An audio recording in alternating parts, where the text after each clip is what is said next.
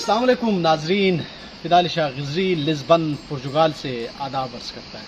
मैं पिछले कई दिनों से लिस्बन पुर्तगाल में मौजूद हूँ और यहाँ पर इतनी खूबसूरती है कि हमारी कोशिश होती है कि खुद उससे महसूस हो और आप लोगों को भी इससे महसूस करवा सकें। तो बहुत बहुत खूबसूरत जगहों पे गए, कुछ चीज़ें स्ट्रीम लाइन नहीं हो सकी हैं, हम आपको वक्तन फ़वक्तन चीज़ें बता सकें, लेकिन हमारी कोशिश होगी कि हम स्ट्रीम लाइन हो जाए। अपनी मसरूफियात से वक्त निकाल कर जब किसी जगह जाए तो आपके साथ भी हमारी ये मुनक़ता गुफ्तगू है, इसको हम जारी रख सकें, इसको कंटिन्यू कर सकें। लिस्बन बहुत खूबसूरत शहर है और इस शहर में आपको देखने के लिए तारीख़ भी है, अदब भी है, मौसीकी भी है, बहुत सारी चीज़ें हैं, हुस्न भी है। आप इस शहर से महसूस हो सकते हैं। कई जगहों में कई मुकामात पर जाने के बाद आज इत्तेफाक से हम एक ऐसी जगह आए हैं, आपको अंदाज़ा हो रहा होगा यहाँ जो गहरी खामोशी है, तो इससे ही आपको अंदाज़ा हो सकेगा, आप फील करते होंगे। ये है शहर खामोशा।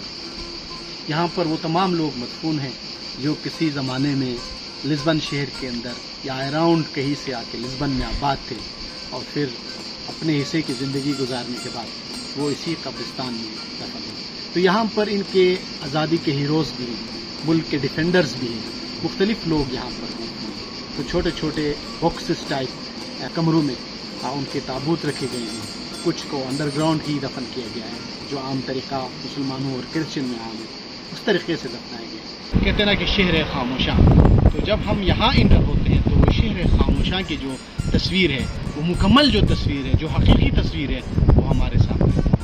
तो इंसान को जब ज़िंदा होता है तो उसके लिए आलीशान मकान, घर सब कुछ चाहिए होता है, लेकिन जब हम मरते हैं तो हमें ज़मीन के अंदर हमारे लिए जो दायमी सुकून है वहीं पर मौजूद होता है। लेकिन जो ज़िंदा इंसान हैं उन पर यह फ़र्ज़ होता है कि अपने कब्रिस्तान को भी खूबसूरती के साथ सजा कर रखें।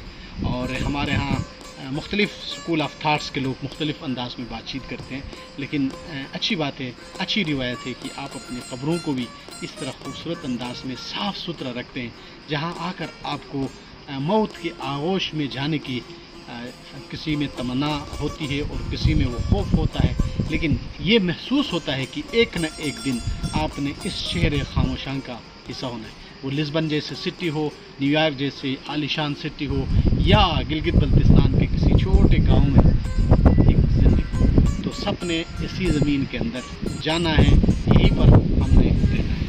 तो लिस्बन के अंदर ये खूबसूरत और आलीशान ग्रेवयार्ड देखकर हमें एहसास हुआ कि ये तमन्ना भी हो गई कि काश हमें भी कोई इस तरह से कब्रिस्तान मिले जहाँ हम दायमी सुकून इख्तियार कर सकें।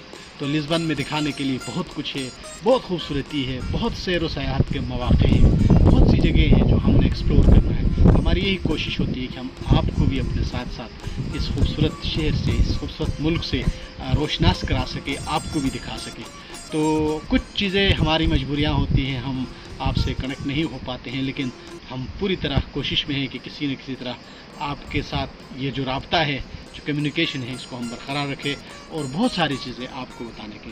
तो आज मैं यहाँ आया हूँ, चलो यहाँ पर मज़ीद खूबसूरत कब्रें हैं, वो भी आपको दिखा देते हैं।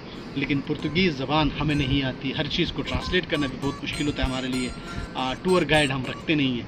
तो इसी तरह छोटी छोटी कम मालूमात हम आप तक पहुँचाते रहेंगे, हमारे साथ रहिएगा।